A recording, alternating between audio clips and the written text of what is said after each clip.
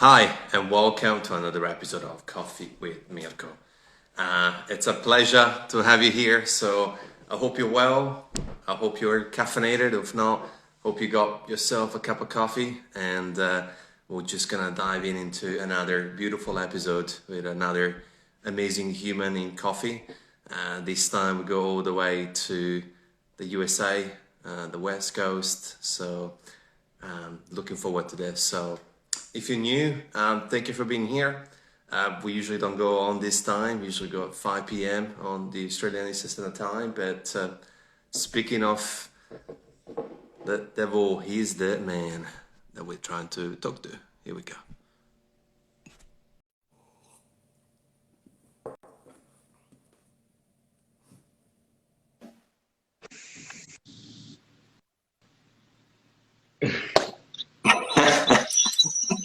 Hey man, Success. Hello, good morning. good afternoon. See you. Good afternoon. Yeah, good morning to You know it. you. Yeah, You yeah. know it. Good Yeah, afternoon. you knew it. That's good. Thank you so much for coming on, man. It's I know you're super busy between family, work, life, and everything that's going on. So first and foremost, thank you. And how are you and your family doing with these interesting times? Man, it's wild. Matt, thank you for having me. Yeah, I was looking forward to our chat. Thank you so much for reaching out. Yeah, family is healthy. All well there. As far as business is concerned, we only closed for about a month, and just kind of allowed for some guidelines to fall into place, and then we reopened, and yeah, we're not doing what we were doing before, but we're doing something, and I'm grateful that it's our loyals and our regulars, that really have continued to sustain us through this time, and yeah, so we're making it as far as biz and family is concerned, the best we can, like everyone else is.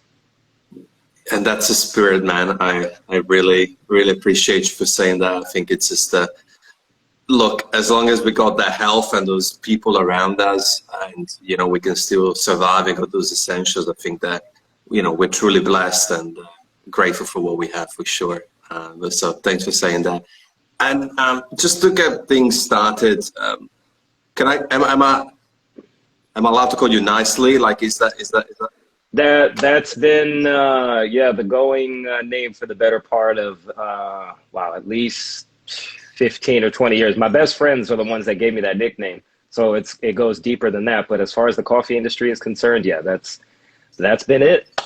Is it good? Okay, Yeah, because that works. okay, because we just met. So Nicely, could you kindly tell us a little bit more about how did you get started your coffee journey? Sure. Well, I started at a Starbucks when I was 16 years old, as far as like a legit coffee job. But I had just moved to Seattle with my mom from New York City, and I kind of fell into it in a way. It seemed to make sense. I fell in love with a caramel frappuccino, like many do, and there was something then extra about the atmosphere around it that I was like, oh man, this is kind of cool. So.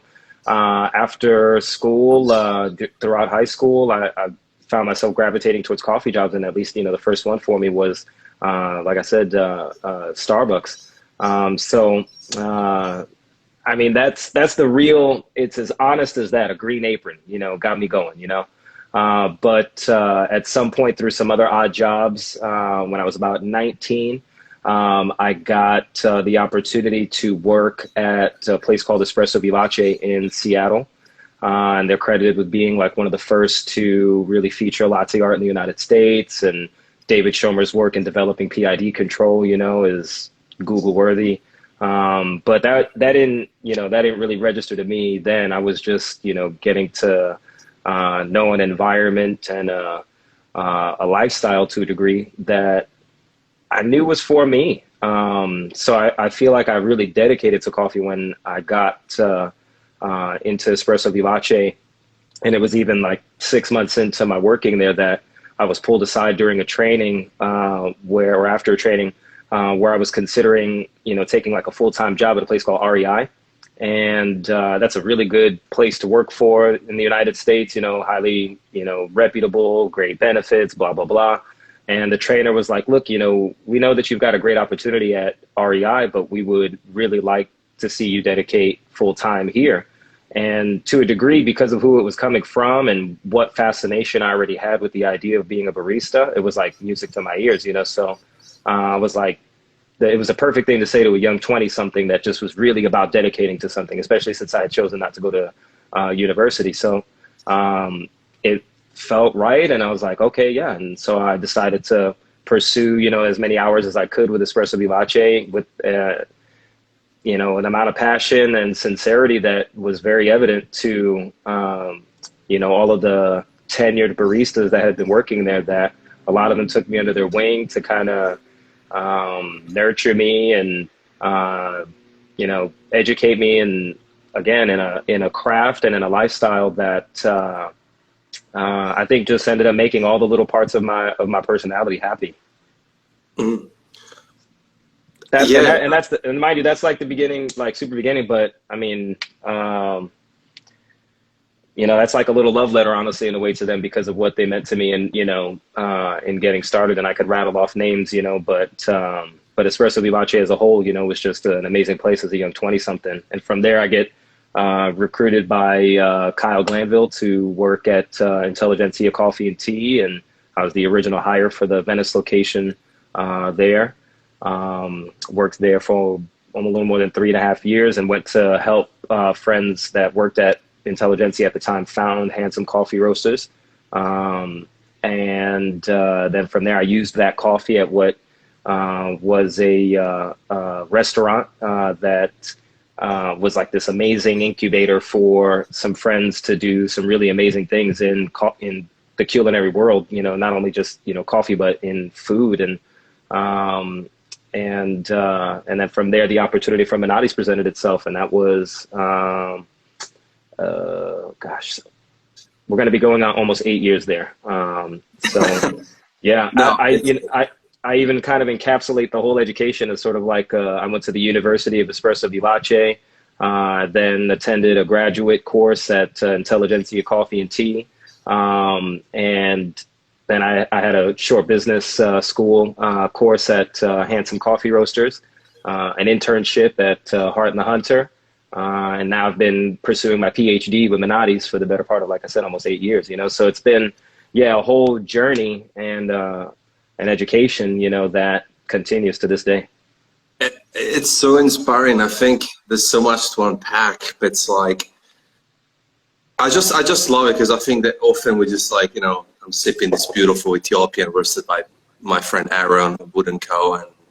But like, as much as there's a story behind the farmers and the pickers, which is super important, but like your story, it's like coffee kind of fell into your lap, and just the way that you're speaking about it with so much gratitude for the people behind it. You talk about the craft and the personality that you developed within all these years. It's just such a nice reminder of how it's just not a cup of coffee, and like coffee to you, it means, a mean for, I'm assuming it also mean for identity, but also mean to put food on the table and build a family and a lifestyle. And it's just like, yeah, it's super, super, yeah, super cool, man. No, thank you. I mean, look, yeah, and it was in an early training session with David Schomer, where he's like, man, if you're not careful, you're going to get bit by the bug, and you're going to have a place of, one of these your own someday, and I remember it so clearly in a way that, it kept just bouncing around in my head in one way or another, and while I didn't know exactly how I was going to make a place for myself happen, I knew at least, well, I would need to continue to progress in the industry. I would need to get, educated. I would need to, be experienced, in order to,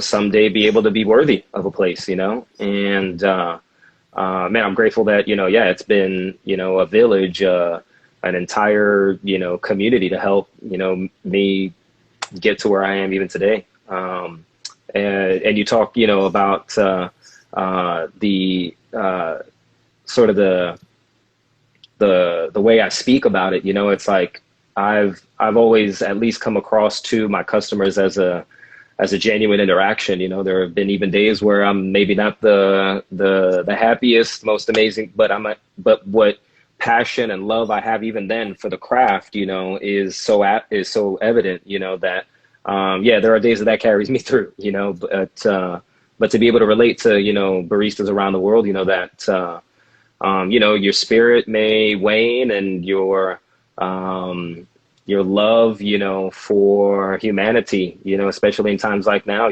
may sometimes be challenged, and I say that in understanding, like, man, I love people, I love being around people. I love, feeding off of people, but there's also, times where a barista can be a doormat, and we're not necessarily, we don't, in a time like now where, we are fighting to put food, on our table, and yeah, it for some folks to really see that and value it, yeah, it makes me that much more grateful for that community that we have, but also then, turn an eyebrow, two or three or four, to the ones that have the audacity sometimes to be snooty. But then you also got to recognize where they're at in their life, and where they are in their days. Like, man, somebody might have said something to them that they don't feel great about, and we get to be that soundboard for a moment, but that emotional labor that it is, it's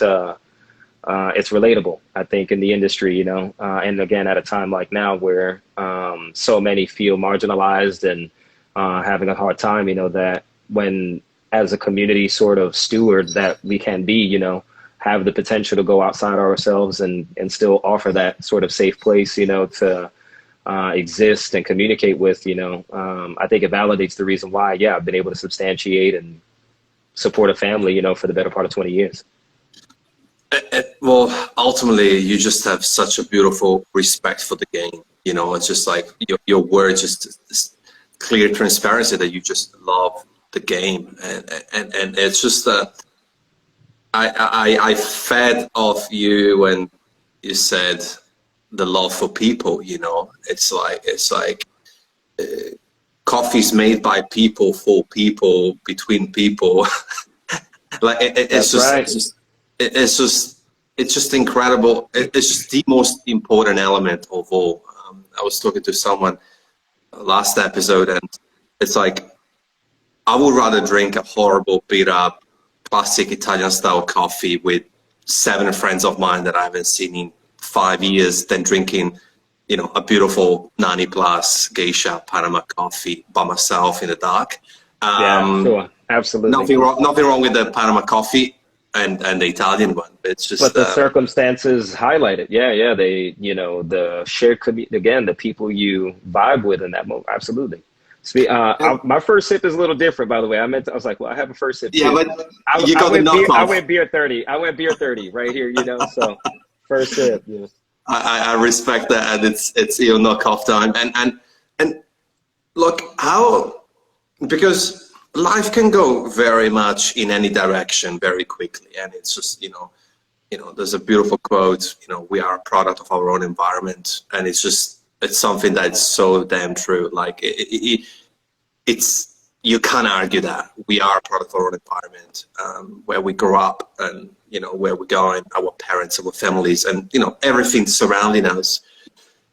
Like, how important was for you to sort of say, well, this is where I'm going, despite all the noise around it, like, because I'm assuming in the USA, it's a big deal about going to uni, secure a secure job. You gotta earning 7, 8, 6, 7, whatever digits per year. Yeah.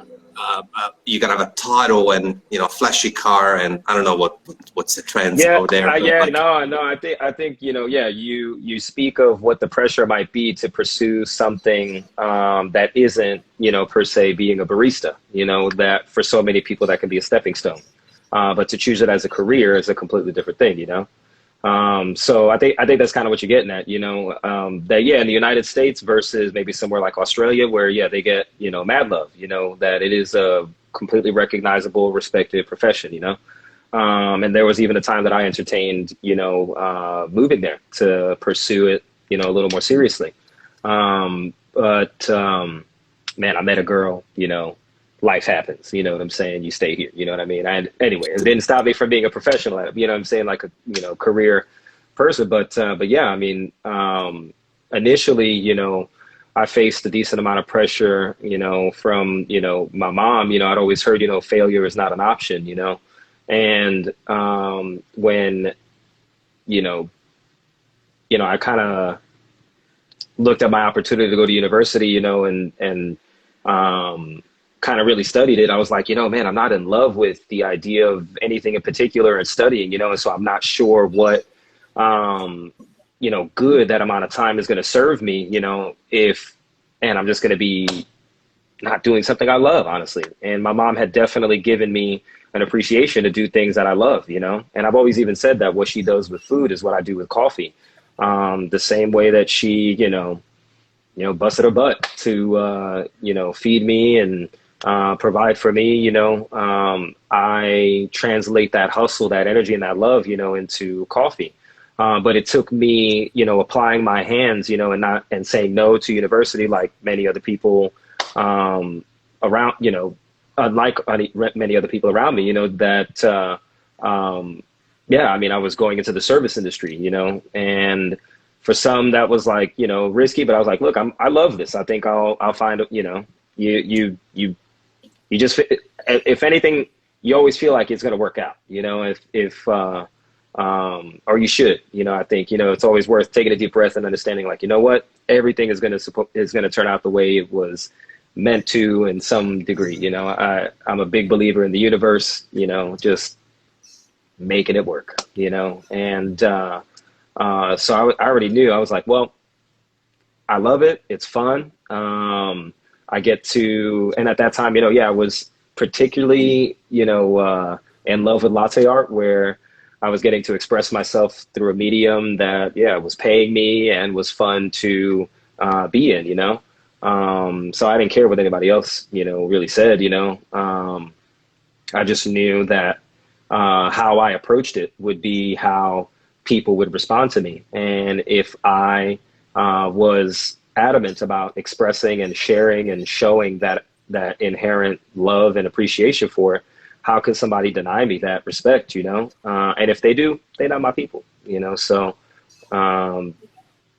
it makes it easy for me to feel, satisfied to a degree and understanding, yes, I love being in this industry. It's connected me again with people around the world, so I think I'm still doing okay, and despite not, going to university. So it's, it's one of those things, like, if you're following, again, the passion, the love of something you do, that should ultimately feed you.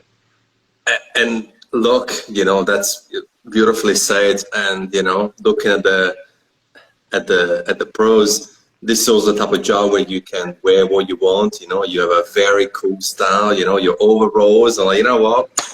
Yeah. That's where you gotta be to show and express yourself. Like, I think I just love coffee because it's like there is such a emphasis on to be who you are. I mean, obviously you're gonna have coffee shop owners who, like have, certain policies. I get it. But like, ultimately, it's just, yeah, it's interesting. I read a comment through saying how in Australia we're super privileged and lucky that we can, get a house and, live quite, well, just on a barista salary. Here, probably the major obstacle is the type of employment, in the sense it's very casual, not as many contracts. So, it's not super secure. But I think what you said is what I speak. You make it work. I think there's so many amazing people out there in many amazing countries who made it work for themselves. And that's because they were feeding through people and passion. Yeah. For the craft. Yeah, I think when people, again, respect that, they, you end up finding your people, they gravitate to you, and again, I think it has everything to do with how you approach it. I I actually know about, like I can talk varietals, I can, speak brew processes. It's like, it's one of those things like, if you're going to be about it, well then, yeah, be about it. You know what I mean? Like go and be about those things that help you garner the respect, that is due when you mean it, and so it's worth studying. I give that advice to young baristas that I meet, which is even kind of weird to say because I still feel like I'm a 22, 23-year-old person, and to be speaking on almost 20 years worth of experience, but to give somebody the appreciation of like, man, if you really love this and you really mean it, look, there's a rabbit hole to go down in every facet of this industry, yeah, I mean, when you get obsessed about something, it's like, we all want to start looking up and the fact that we literally have the ability to look up anything, in the palms of all of our hands, really, I say, man, 20 years ago, if you'd given me this kind of technology, I mean, like, I don't even know what I'd be doing today. I mean, I couldn't even imagine, Oh, yeah, yeah. yeah. And I like what you said. Well, I like a lot of things that you said, but like three things that stood out as well were, first of all, I don't know, it stuck with me and I had to process it. You use the word hustle, and I think it's such an interesting word. I think, I don't know the trends of it, but like I think the last 10 years, the word hustle itself is like exponentially going up. And, people think hustling, they think about, you know, the money around it, the working hard, the burnout, there's a lot of, but we rarely see hustle next to coffee, but like really people don't understand what it means to get up at 5, open a shop at 6, dial in and smashing 10, 12, 6, 7 kilos of coffee a day, Mm. having your hands that smell like coffee, even on your second day off. Maybe you don't get 2 days off in a row. Maybe you get day off on Wednesday when nobody else is off. Like the mental, physical, like it really is hustling. Like I just realized it now. It's like I always said, oh, it's hard work, but it's real hustle, like real hustle. Yeah. And yeah, it's interesting how people, yeah. I'm grateful to say my first, inspiration of the word hustle comes honestly from my mom talking to me about do the hustle. I mean, it's like a song, from I guess the 70s or something like that. My mom was, big into dance and disco and everything. And so her appreciation of that word hustle and it feeling a certain kind of way, is my first like love for the word. Mind you, I grow up, I heard a different way. I learn about the depth of the word, you know what I mean? And for that to feel, worthy of describing what this passion is, yeah, I mean, it applies to like every level, when you gotta, hustle to do something quickly and, make a rack of drinks happen, when you've got to, upsell, that's a hustle. You know what I'm saying? When you got to, do a little dancing behind the bar, that's a hustle. You know what I Oh yeah, mean? yeah, Yeah. yeah, I think it applies to, up and down, so I'm glad that word absolutely. resonates with you, but yeah, then there literally is, and this pun intended, the daily grind, the getting up and making it happen, 100%. so It's yeah, I mean, I've at one point I was, or at least, it was David Schomer that tried to talk about, like he tried adding up how many drinks I'd made working for him at that time, and at that point, more than 10 years ago, he'd already calculated I'd made about 300,000 drinks working at Espresso Vivace, and, to be, man, 10 years after that, I think about what that hustle has even done in my body, you know what I mean? And I'm grateful that, like, man, I can still feel like I'm a workout or two away from like bouncing back, you know what I mean? From this dad bod, but man, it definitely is something, like there's something to a little pitcher shoulder, there's something to a little barista, elbow, and oh snap, I see somebody saying, oh, that's Caroline, nice tie game. She already knows, you know. These are all ties I used to working at Intelligentsia. There You you know, and go. and you talk about, you know, like you work for, you know, different places and have different policies and all this type of stuff. The way I was encouraged at Espresso Vivace to be, you know, myself, literally at one point, you know, when I got this tattoo on my neck, you know, I was so worried, you know, what the people I was going to be working for were going to think, but I knew I want, you know, what this meant to me, that when I said it to my boss at the time, he was like, "Oh, honey, don't," or excuse me, he said, "Oh, sweetie, don't you worry about that. You know, we just want you to be as you are." And again, music in my ears, you know, to be, man, myself, you know, that I could show up in a football jersey, you know, but so long as my game was legit, you know, as far as the coffee was concerned, you know, like, and how I was making people feel, you know, across the bar, you know, they knew what it was, you know, they accepted me, you know. Then I go Yeah. to work, you know, for a place like Intelligentsia where, and I'm not saying this in any sort of disparaging manner and stuff towards my time there, but in understanding that, you know, yeah, I had to, um, just adopt a different, you know, code, you know, and um, the way Kyle at the earliest point said, look, we want people to pay you more. You got to look like you should earn more, you know, and for him that, you know, was a shirt and a tie, you know, and it's not to say that it didn't work either. It definitely set us apart, you know. You Yeah. talk about the generation of vests and everything that happened, you know.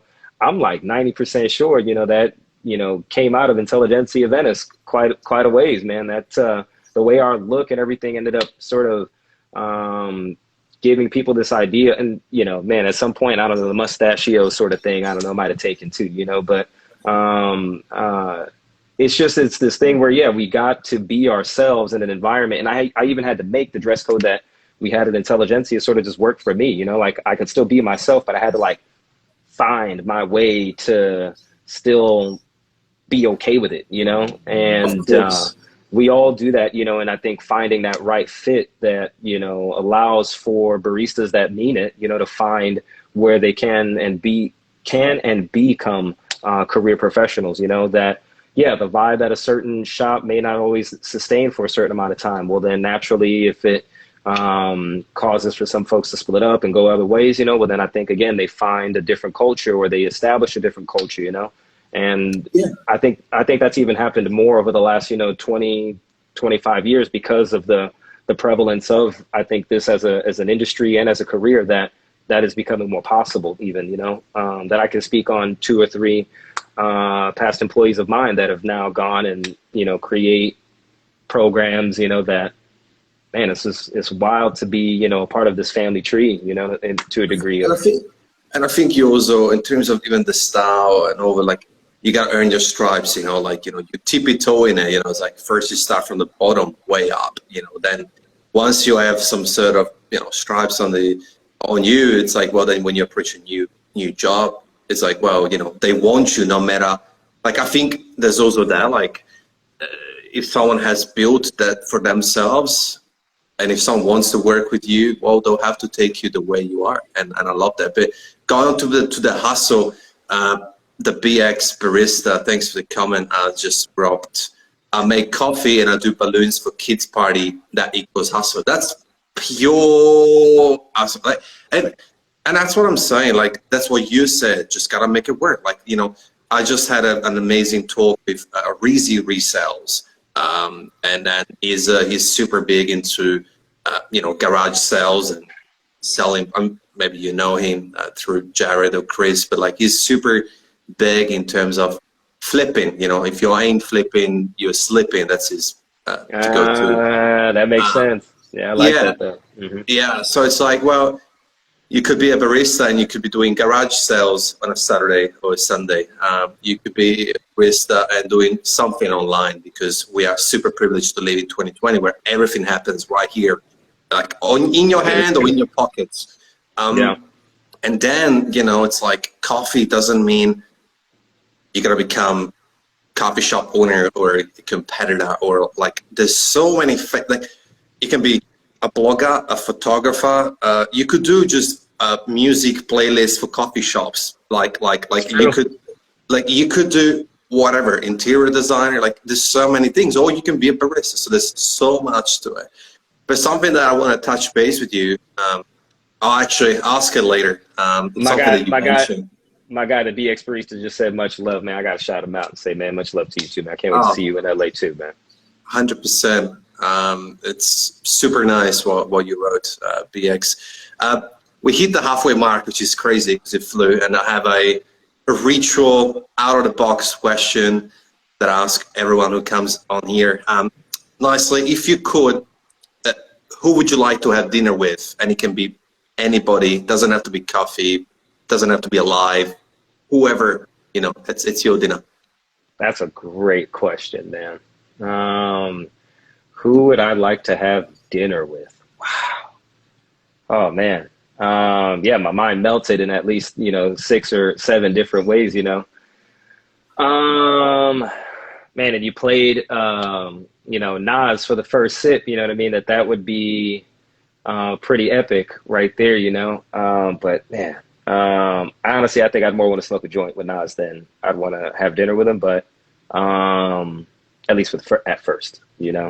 But man, who would I want to have dinner with? Man, right now, straight up, my mom. I would like to have dinner with my mom, honestly. My mom and I have a hard conversation we need to have or a tough conversation, I should say, when it comes to our world and in politics in the USA and stuff. But man, I love my mom. I'm not me if not for my mom, stubborn as I am too. I can own that also. Um, yeah, I would love to have dinner with my mom right about now. Much, much respect for that. And funny, Nas actually, I watched him live in Melbourne. He did a Illmatic tour, which was very, very, very, very good, very fun. Very interesting artist. Obviously, I can't. There's a certain amount, and I think that's something that I kind of want to touch base with you. It's like I respect and I love his style of music, but at the same time, there is that 5, 6, 7, 8%, where people like myself and others, we need to respect the fact that we will never be able to fully relate to certain artists and to certain experiences, to certain backgrounds. It's cool and fun, to go to accounts, but it's like to truly understand the lyrics and the core of certain people's experiences. Yeah, it's super interesting. And we go back to inclusivity when it comes to coffee, because I think coffee, well, we can still improve, especially when it comes to, the ratio of female, male. I think getting better. But like, we got so many communities. I don't want to name them because I don't want to make it political. So many communities, and it's super. I like to think that coffee is inclusive, and we all understand coffee to a certain degree, and I love that about it. And look, I think whether daily, people, yeah, my thing about it is, whether people recognize it or not, it is inclusive because it's in every one of our, backgrounds. It's in every one of our,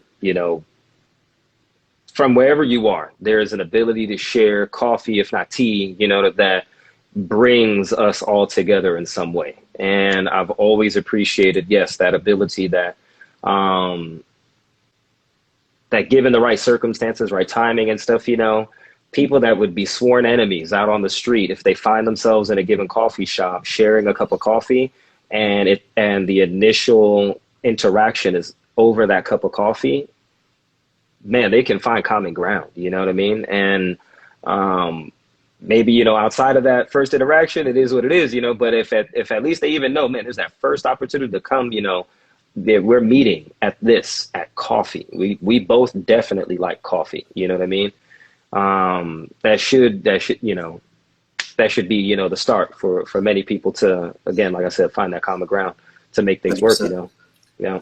And Daily Marauder just said, nicely, you're the person that gave me the coffee skills to manage this pandemic. There you go. I mean, man, there's a handful of people, that when they ask you, hey, will you give me any lessons on my machine at home, like, they feel completely worthwhile. Like, yeah, I could collect, a little, a quick check, for any old body, but sometimes, you want to make sure it's worth the time and the effort and the energy, and, I can only imagine the quality of drinks that are coming, out of her kitchen, you know what I mean? She's somebody that means it, you know what I mean? And I'm grateful that there's, again, people that I've continued to have gravitate towards me, and that I've pulled, I've sought out, that when they mean it, well, that's what's then, sustained the relationship I have for them for many, many years. Yeah, and look, like you said before, it's like, you still feel like in your, early 20s, and like, I think that coffee, hospitality in general, has that beautiful attribute of keeping us young, like forever young, like in the sense of, I get it's tiring, but I don't know, I have this feeling that a lot of hospital people, they look young, and it's just because almost every day feels like the first day. I haven't been behind a bar in a long time, but it's like, no matter how long you've been doing it, but like you still feel fresh, because you will still meet new people on top of your regulars. You will still make drinks that you never made before. You will still work with origins you never drunk before. And you know what? We have the beautiful gift that we can make a person's day in under 10 minutes. Yeah. I think that's one of the more exciting things about our Venice location in particular too, from Manati's, that, yeah, I mean, we know we're going to see people from every walk of life. I mean, they said that, it's 17 million people a year that pass up and down the street, and where that location is, so if we see a 0.5% of those people, the whole year, we're seeing a lot of people still, and we do, and it is sort of marveling to meet this constant cast of characters, that come in and out. But then again, be capable of developing, the relationships that, I mean, I benefit in where I sit even right now, that, I made the woman that I rent this place from, coffee for the better part of 13 years, and, the people you meet in this, man, that's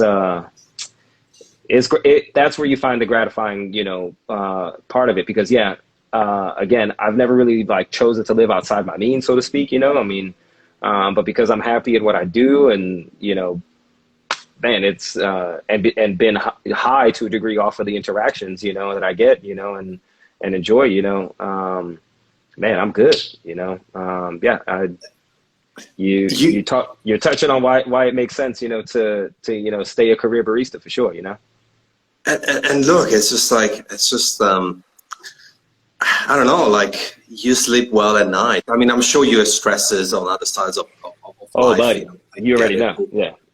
But it's like, yeah, look, you might have a couple of sleepless nights because you don't remember if you turned off the gas in the kitchen or if you didn't lock the door. But like, it's just still good, because then, like you said, like the people connection, and it's like you can share so many messages with certain selected amount of people that walk through.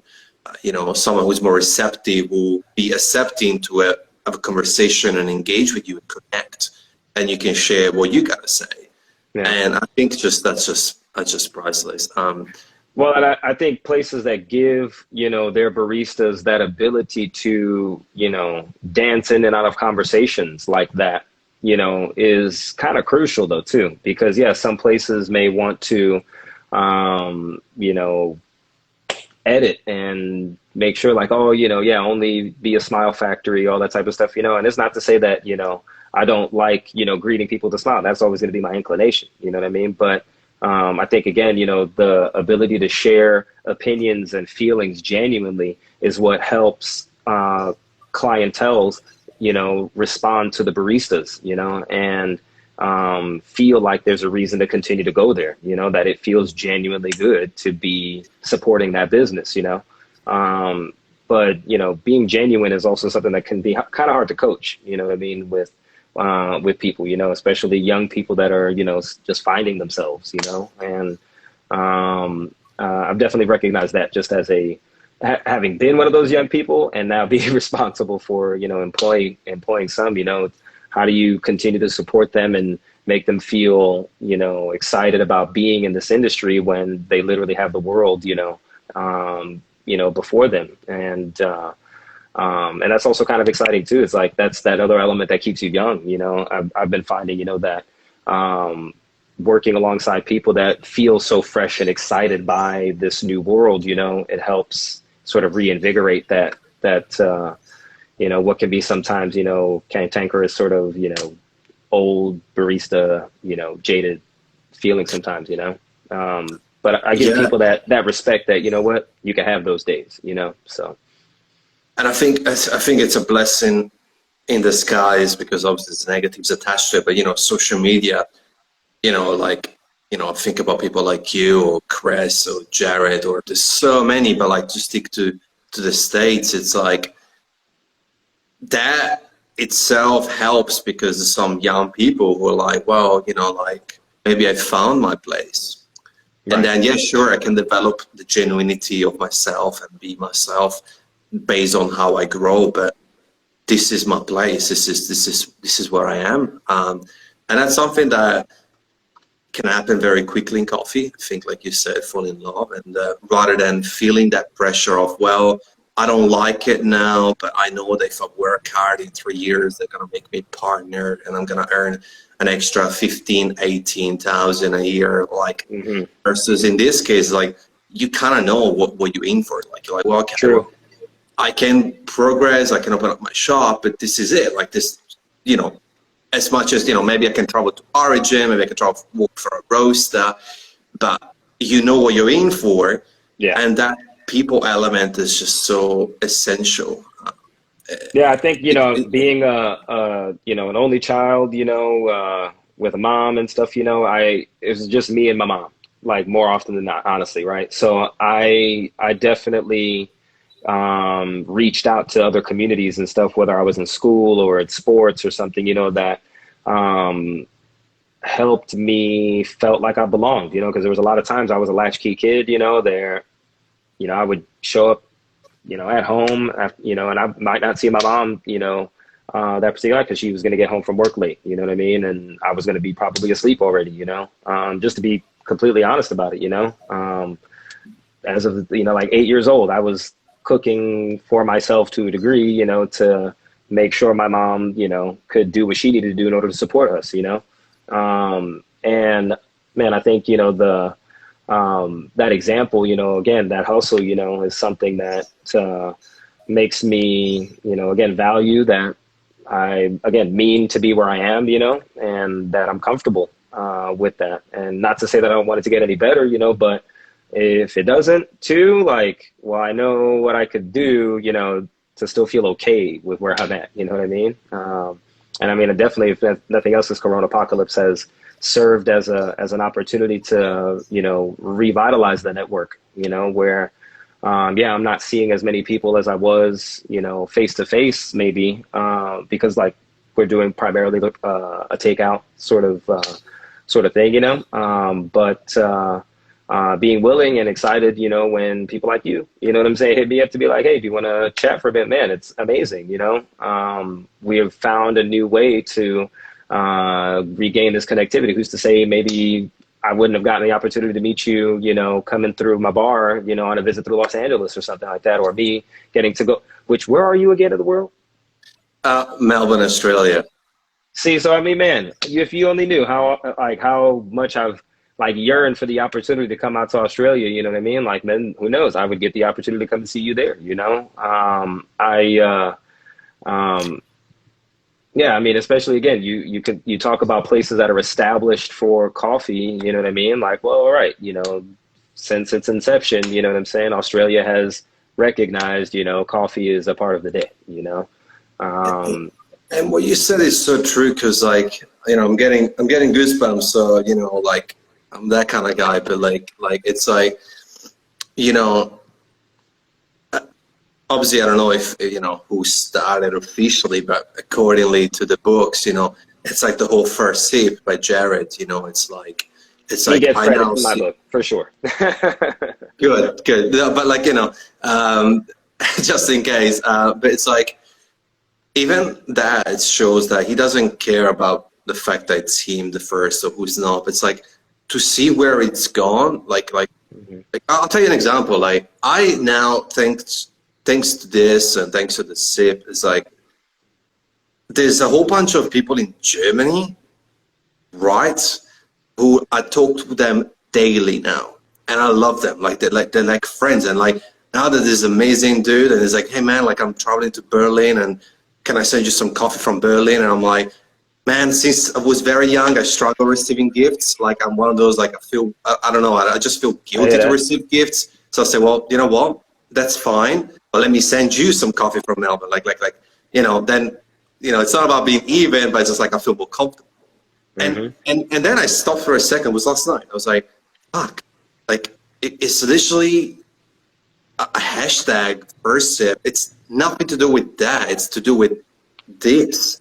It's to do with like, hey, who cares about Corona? Like if you're well, if you can pay your rent and your mortgage and your kids are well and you are well, let's chat, let's share a sip. And it's just all over the world. Like I check sometimes it's part of my job, and it's like, fuck. Like it's just, but yeah, like you get me. It's wild, yeah, no, to see where some things go viral, man. I don't know, I might have started something called the First Rip the other night, man. Somebody dropped me off a care package, and I was like, oh man, there's a joint in there. I don't know if First Rip is a thing, but I might make it a thing, But even then, it's about sharing that a very relatable moment, and yeah, for again, millions of people around the world, that first sip of a cup of coffee makes the universe quite all right for the day. So it is awesome that it's been able to kind of connect us in a very relatable moment. And you know what? I respect coffee people because I check them myself it's part of my job again, but like nobody has done what other sharks would have done, because we all loving nice coffee people. Like a smart shark would have bought the domain firstsip.com. Oh man! Build up. Don't give him any ideas right now. Well, it's okay. Yeah, no, it's true. It's inevitable. Karma on them. They could have done that, and they would have, I don't know, maybe started, I don't know, print T-shirts or whatever, merch and shit. And dude, that would kill it. Like there's, I think, over 10,000 hashtags with first sip. So it's like, and there's probably more, which not counting the stars. Like it's crazy. So, and just to prove that that's what we are in coffee, genuine, good people. Often, not everybody, like. There's where truthfully I would hope like the weight of what that movement is helps somebody like my friend Jared and Cat and Cloud Coffee go up against the mega tycoons like a Cat Industries, that has been trying to, mess with them over their name for as long as they have, It's like recognize, yo, man, that's not your word, you know what I mean? Like, and understand, like there is a community supporting on the other end that just leave it alone, there's where I hope like the social media, benefits, for sure. And I think, through this pandemic, I think the ability to find those connections, even through those hashtags and stuff has definitely made, helped some people get through a day. I got to be honest with you. I think there were one or two that I can relate to when this all first started that I was like, whoa, this is all so crazy, but oh man, the homie is, sharing a coffee. Oh, that's what's up, man. Okay, I'll partake in that too, and it was some kind of fun to to participate, yeah, I mean, there's where social media wins for sure. Yeah, and I think it's all about adding value, and sometimes even if one person has added, received some value, whether it's from the coffee shop or from a story, like I find myself sometimes like smiling seeing people tagging or not tagging, and it's like that's priceless. Look, we got like 9.5 minutes left. Well, Word, I'd have to say, man, this shirt, you say to smile on a first sip, right? My man Abner, who owns this coffee shop in Puerto Rico, he posts one where he's sipping, and then his wife is sipping, and then their newborn baby is sipping while on the boob, and I'm like, you know what? That's beautiful. That's beautiful. That's taking another level. It brings a smile and a whole new level of connectedness. I don't know, to what we're doing. Yeah. Fuck. I feel like I could go for another good couple of hours, and I think Word. that I'm gonna say we barely know each other. You know what I'm saying? I, This is the first time we're chatting and stuff, and we just going back and forth 2D. You know, I didn't even read not even 80%, like not even 10% of the questions, like, 'cause there's so many things I would love to ask. And look, I'll ask you a couple of questions that I'm interested, even though we got like 9 minutes. And look, again, thank you for popping in, and maybe we could organize a 2.0 version of this. we could have a part two. Why not? Let's go. Look, what I find super amusing and endearing, it's like, like you got a young family, and I don't have anybody. Like I can't even take care of plants, right? So I can't even imagine the and the work that goes behind parenting. How do you go about, like mental, physical energy to parent, manage a store, coffee, and then I'll throw in another one if you got the time. But what's your mission in coffee? That's a question I ask everybody. Word. I think, the mission I can more succinctly answer in the sense is to continue to provide a path, for myself to maintain my family, to be able to be a worthwhile steward of the knowledge so many people have put into me, that inherently makes me feel responsible for facilitating community. That's my mission. And I just hope that continues to help me, take care of my family. That's that. When I talk about, taking care of my family became the, most important thing the moment, I knew I was going to become a father, so, that understanding, even since, I knew it was about to happen, I've tried my best, and it is challenging more often than not to click off that same love and appreciation for people, right? Across the bar, where I have to reserve it in a way so that way I can try my best to have energy at the end of the day for my children, who ultimately want to see the best of me too.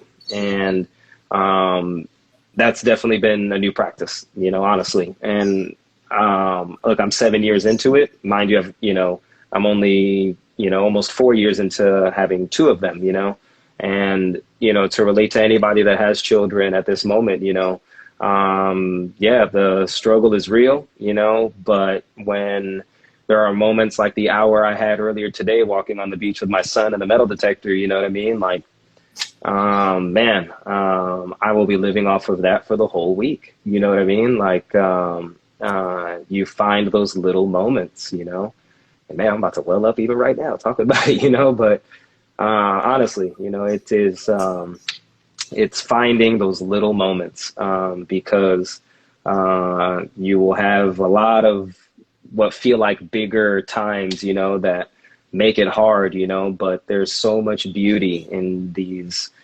very small moments we share with, the people we love, that those are what we have to hold special. Well, I have to say this, nicely said. And I'm sure you've heard that before. Oh man, thank you. A couple times, but thank you. You get it. You get me. me. No, I just want to say just thank you, because I think it's the first time where, like, I never really went to asking this question, because I think